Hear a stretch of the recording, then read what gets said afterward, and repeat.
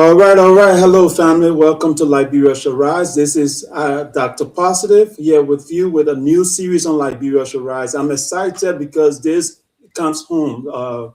This segment is actually something that is dear to my heart. We are going to be uncovering the hidden heroes of Liberia, the hidden heroes of Liberia, and these are our mothers that sell on the street. So just for a minute, let's pause everything you're doing. Imagine with me for a minute.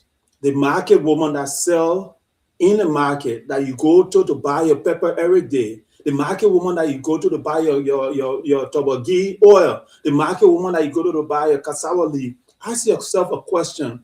Every time I buy that cassava leaf, every time I buy that toboggi, whose school fee that toboggi is paying? How many families or how many mouths that toboggi is feeding?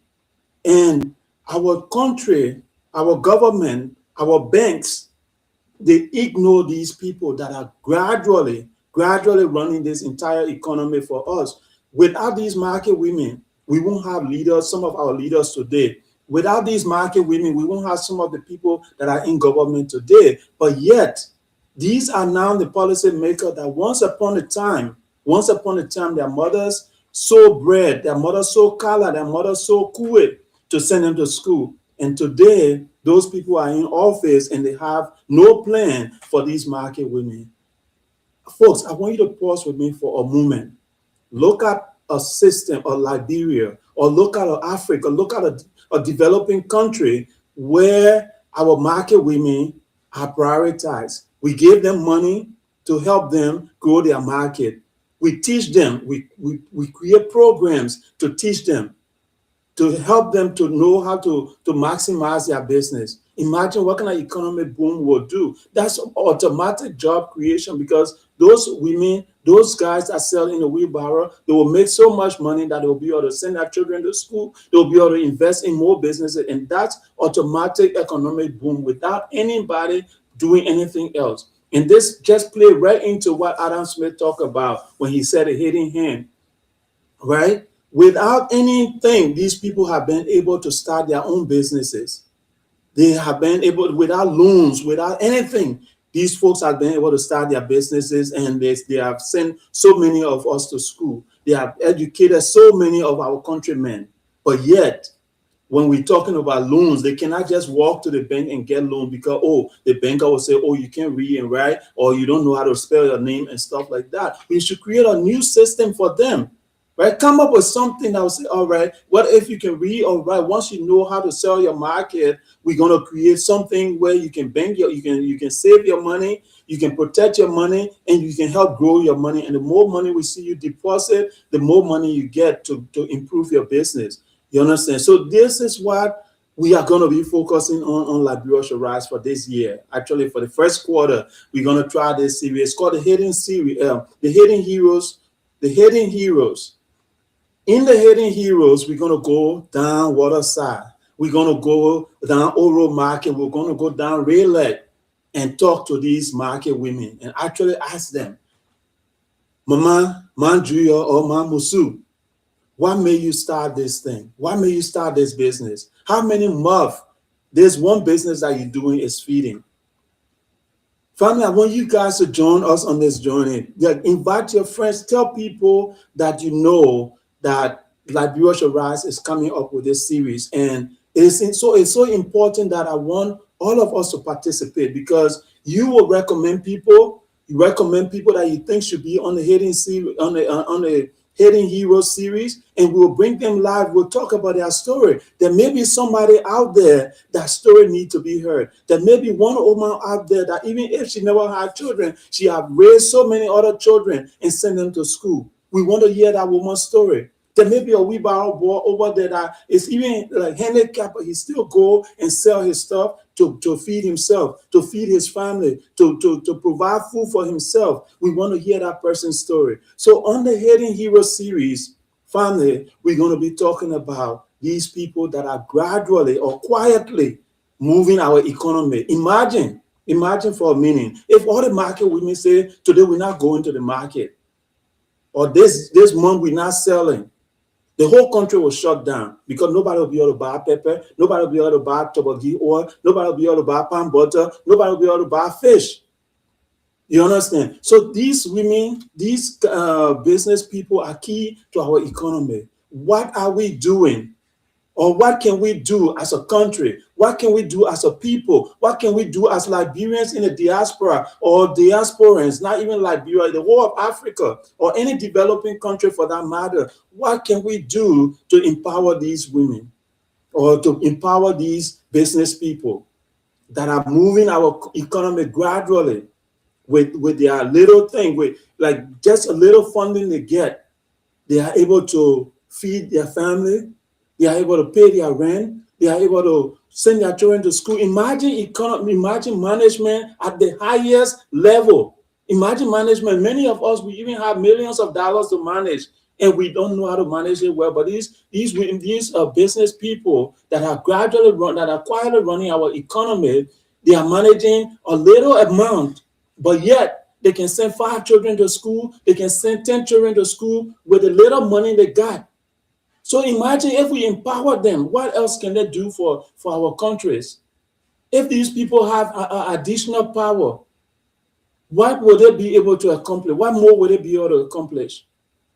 This is the thought process I want us to have, Liberians. This is the thought process I want us to start going through in order for our country to develop. Because if we value every citizen that is doing something, eventually our country will go to another level. So I want you folks to join me. Let's find people. If you know somebody in your area that is selling, if you know somebody in your area that is doing something great, right? Bring them to the platform. Just reach out to Dr. Positive and say, oh, my team, and say, hey, guys, we got this person and we think you should share their story on Liberia Shall Rise. You understand? This is going to be brilliant and it's going to be good if we all can partner to do this, because without these people, as you can see on the screen, the calab seller, the woman that's selling the pepper calab, we know her. Ma Mary, everybody know Ma Mary, but nobody has sat down to ask Ma Mary, the money, the calab you're selling, how many children you sending to school? How much rent you paying with that calab money? How much clothes you buying when Christmas come? How are you managing? But Ma Mary, every day she come, the whole community stay in line to buy calab. The whole community buy calab for Ma Mary. But nobody, no bank, even the bankers themselves, before they go to work in the morning, they start to Ma Mary to buy calab. But when Ma Mary go to the bank to get money, they say, oh, Ma Mary, we can't give you money because you can't read and write. You don't get bank account. We can't help you with this. So the bankers out there, I want you to take another look at this. This is a business opportunity. Come up with a system that says we will evaluate all the market women, put them on a list. We can't loan everybody money at the same time, but we'll set certain amount of money aside and say the market women that we'll bring into this system first, when they perform, the more they do, the more we'll be able to give other people money. So then those 2 or few that we put in the system now become the benchmark. So we start lending them money to see how well they do, and we come up with license training for them to say, all right, at first you used to buy your goods from maybe River Says, instead of going all the way to River Says, just go right here to Redlet to buy your goods. The same goods, the same price, because sometimes they don't know. They will travel all the way to the rural area to get their goods, but maybe it's the same price in Redlet. So if it's the same price, then why go to Maryland to buy something when you can get it from Redlet? You understand? So we educate these people, we help them, we come up with training that will help them to improve their business, even help them to make them to think about ways to improve their business, to take their business to another level. Yeah, so that you're saying here, give them small business loans. These people are ignored. These people are ignored, my sister. Nobody recognizes them in the economy. In many African, not even African countries alone, Around the world, people ignore them. Nobody gave them loan. Nobody offered them any incentive to say, all right, oh, you've been doing your business for a long time. Everybody come here and stay in line to buy color from you. So we think instead of just selling the color on the road to provide for your own safety, we'll make sure we build something small for you where you can fry the color. You don't have to be in the rain when it's raining. Will provide something decent for you to be now the color seller in the community where everybody already know that you're selling color, but will help you, will build a stand for you. You'll have a deep fryer that will help you get, and your overtime you pay that deep fryer money where you can even make more color because now she don't have to spend time frying color in a small pot or in a big pot, but she now have a bigger fryer that she can fry the color in.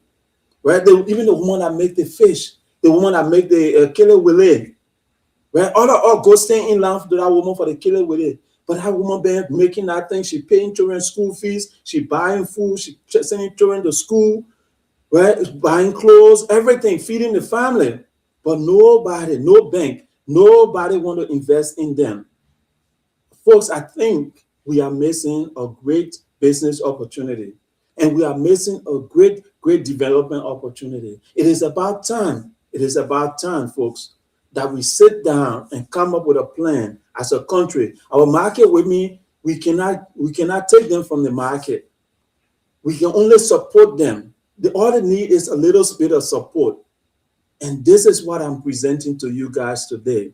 On Liberia Shall Rise, for the next 3 months, we're going to try our best. We're still looking for reporters. So if you are out there in Liberia and you have some journalism skill or you are passionate about helping people, reach out to us. We would like to work with you, right? We'd like to work with you. We need people that will go to the market to interview my Julia. We will need people that will go to the market to interview my Mary. And some of you complain, you don't have jobs in Liberia, you can't find work. But when we hire you, we want you to work to the best of your ability. Talk to those people like that's your own mother. Like this is impacting you. Because imagine this: the lady that's selling the color on the street, when it rain, her business closed, right? When it rain, her business closed. Okay, sometimes when it gets too dark, she have to leave early. But imagine she have a place now where there's light. People come and sit down like the way we go to Starbucks and stuff. People come and sit down. But this is mind you your business that is to another level. 10 times the government and help her turn that whole business into something where people can come sit down now. You get your pepper color. Imagine me, Dr. Paulson, is sitting down with my pepper color in some a nice bowl that mind you and I'm prepared. And I just eating my pepper color. I just enjoy my enjoyment. You know, that would be a beautiful day. That if we can help those old men to get to that level where their business become more presentable. And as we encourage tourism, as we encourage other people to come to our country, they are seeing these people in a little more professional settings. You understand? So we have to look at the whole picture. We can say, oh, let's promote tourism and forget about the people that are making the economy to run. We can go and say we'll design all the farm building, but then the people that are selling the food, that are feeding the government, they're feeding the government official, feeding all the public servants, we don't even care for them. When they're selling, they're in a marketplace that when it rain, the whole place is muddy. The whole place is muddy. You have to pass through the mud to go buy your food.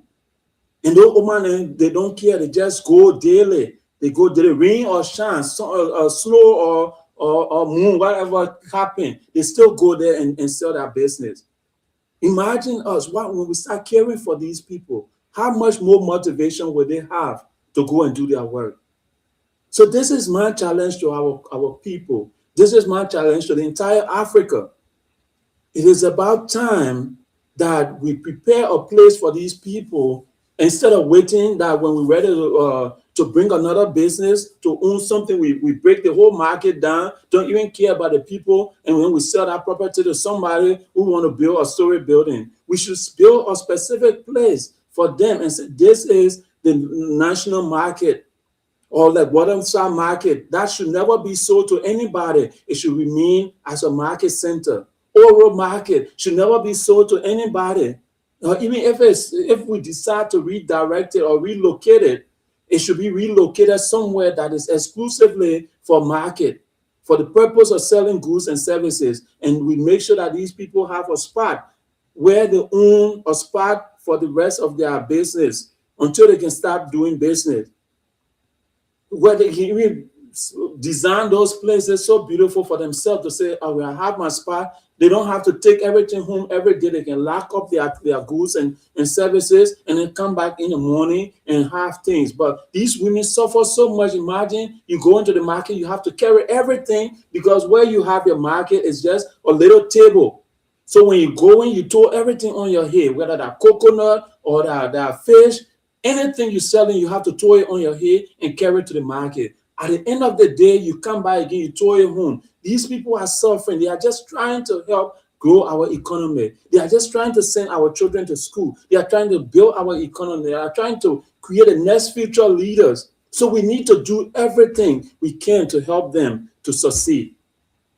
So our plan, folks, is on this Hidden Heroes series is to focus on the people that are in the background. We may interview a teacher that is basically helping students, making sure that they do their work, making sure that they become good future leaders. We may talk to a market woman that is selling on the street every day, that the community members go to buy their goods and services, but nobody value that woman. They just see her as another time to make a transaction, right? We'll go talk to that wheelbarrow boy that have been pushing that wheelbarrow no matter rain or shine. He gets up in the morning, he go and push that wheelbarrow and sell one or two goods and go and start all over the next day. Whether he work for 10 hours, 15 hours, 20 hours, he doesn't care. He's just trying to sell something to feed his family. But imagine this, if we take that wheelbarrow boy and say, hey, you sell this thing, instead of walking on the street, we will give you some additional money. Whatever, what do you want to do to improve your business, or what can we do to help you improve your business? And that wheelbarrow boy will sit down and say, oh, I've always wanted to own a shop, but because I don't have the money, I decided to start in my wheelbarrow. But if you're helping to get a place, or build a place, I can now put the things in the wheelbarrow in a shop. The cell phone repair guys, right? Imagine this, where you have a place in the market that is designated for technicians that repair computers, that repair cell phones. And we can just have a place for them that is decent. You take your cell phone there, you know where this person is, their shop number. When you go there, you know people there. But it's so sad that we are ignoring all these great inventors, these great innovators, entrepreneurs in our community. Our wish, folks, is that the government or people that have money come together and come up with a plan to invest in these people. Because if we do it, we're going to be creating more jobs. If we do it, we're going to be sending more children to school. If we do it, we're going to be improving our economy so much that we ourselves will reap the benefit. Imagine you go buy your food in the market, right? And it's in a clean environment. You don't have the fly them passing between you, because it's the only option these women have. I don't think they wake up in the morning and say, hey, I want to sell my food in a place where there's flies. No, that's the only option they have. So to us policymakers, our appeal to you is help these ladies, help these guys, help these vendors to improve their environment so that they can help to keep the country safe and healthy. Because if they are in a clean environment, if the roads they have to walk on is paved, the roads are paved, you won't find a lot of fly or mosquito building their nests in those potholes, right? So we are appealing to you, create an environment for these people. They are already sacrificing enough for the country. They are sacrificing enough for the country. So let's do our best. Let's do our best by the little thing they do. They are sending people to school. They're hiring builders, people that build houses, because these people, once they sell, they get into what is called susu. For some of you guys who don't know, they get into something called susu, where it's like a bank account, but it's a community bank where everybody participate in it, right? Everybody participate in it, and one person eat every month. So when you get that lump sum of money, you can go and buy a land, and then the next time you keep putting money in there until your time come around again, and then you get money again, go reinvest in something. So imagine how many people these women are hiring, or these sellers are hiring, just by selling the little thing that they do. And they came up with so many other financial schemes to help themselves to move forward. So as a country, in order for us to rise, in order for us to move forward, we have to start thinking on the big picture. What else can we do to empower these people? What else can we do to help them to move their business to the next level? And even if we can't help fund all of them at once, let's look at where they sell and develop those areas so that those places can be decent. Come up with financial scheme, help them with tools and things that will help, that will improve their businesses. These are the things that we need to start looking at as a people, folks. I cannot stress this any further, but this is where we're going to be going this year. You understand? This is where we're going to be going this year as a platform. This is an introduction to our new series called The Hidden Heroes of Liberia. And this is going to be here. I'm trying to try different hours. So you'll see that I will come live today. I'm here 7 p.m., which is the first time I've done a show in a long time. But we have to try these different hours.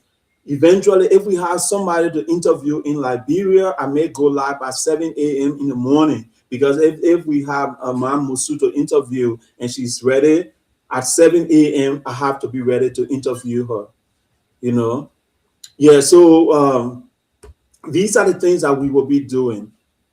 Let me see. Yeah, Susu, that, like you said, Ms. Sherman, it's a quick money, and these people have maximized it. Some people will put 3 hands, or they will join 4 or 5 different Susu, and that's how they build their houses. That's how they build that's how they keep funding their children's school fees, and that's how they keep reinvesting in their business. You understand? And if our banks can come up with a way to say, all right, every $5 you put in the susu, we'll put $5 there when the person is ready to eat, right? Then you'll need to open your bank account in this bank. If you do that, will help you to grow your money like that. The bank can invest and say, I will put that extra $5, but you'll have to pay that extra $5 back to the bank, right?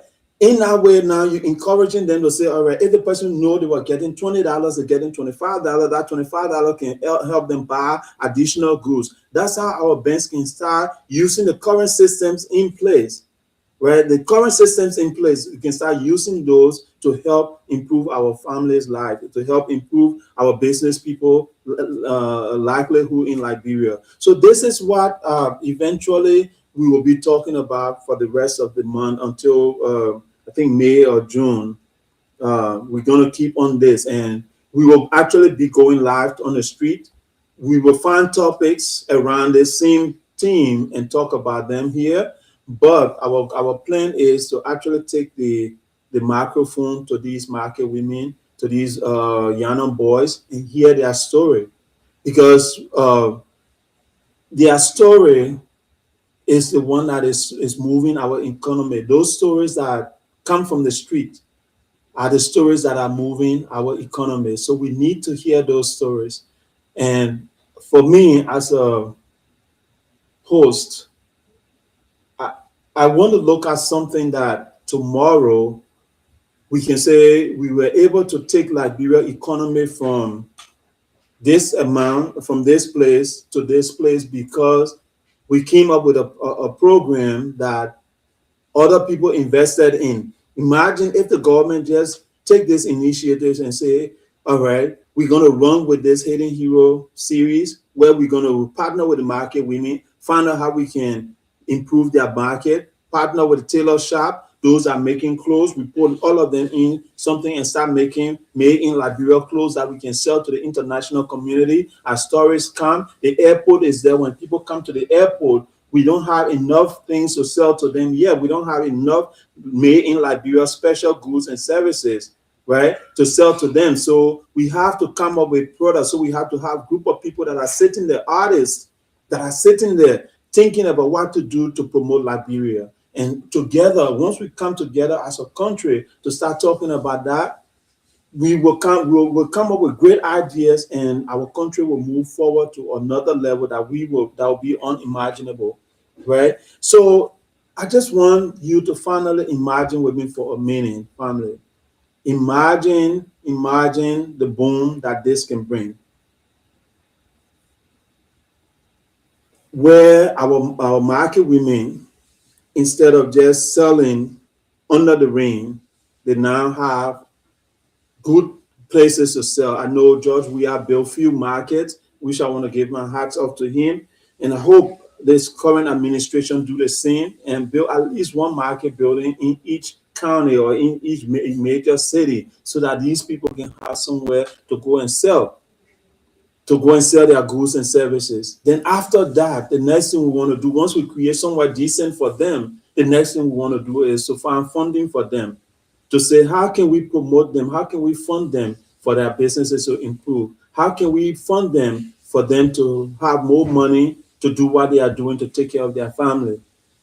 Right? And come up with a trust system where we put few market women from around the country into that system, where they can sell they can take loans, and we make sure that somebody track them for them to pay that money back. Once they pay that money back, then they get a next level of people that get into the program, and gradually, once that trust is built, we can start helping other people, helping more people. The guys that sell coconut on the street, the guys that sell coconut on the street, imagine if the government or somebody can partner with that person and say, hey, since you sell coconut on the street, we need to find a way to create a bigger business for you, where you start bottling your coconut water, where when tourists come to our country, they can drink fresh coconut from Liberia, fresh coconut water from Liberia, instead of that sugar impounded coconut water you drink overseas when you're over there. But we need to help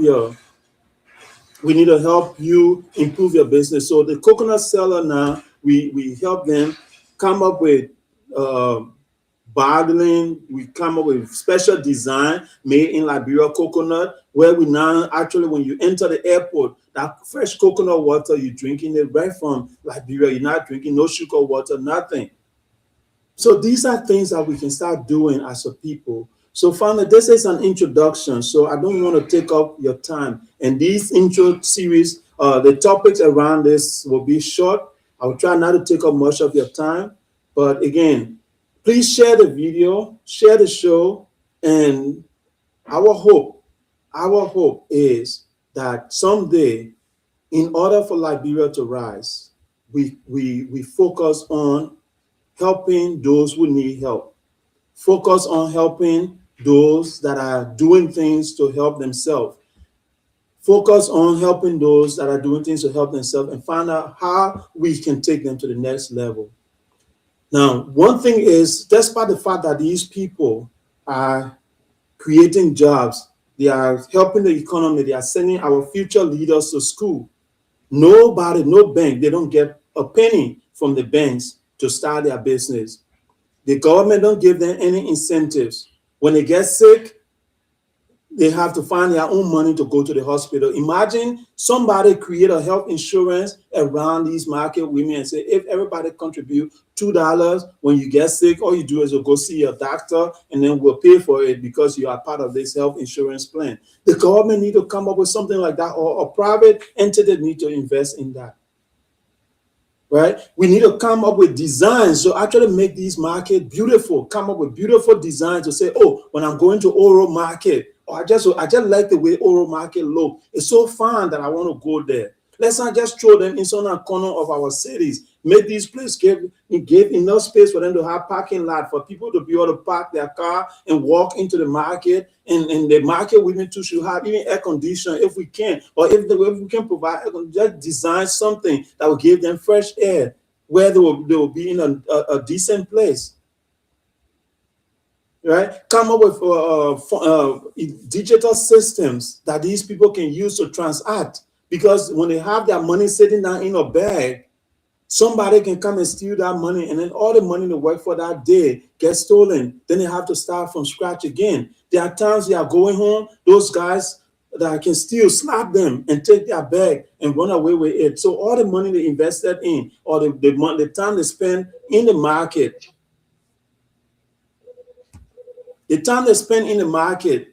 they lost all that money. So it is our appeal that to everybody watching, and if you have the chance to watch after, we want to ask, if you are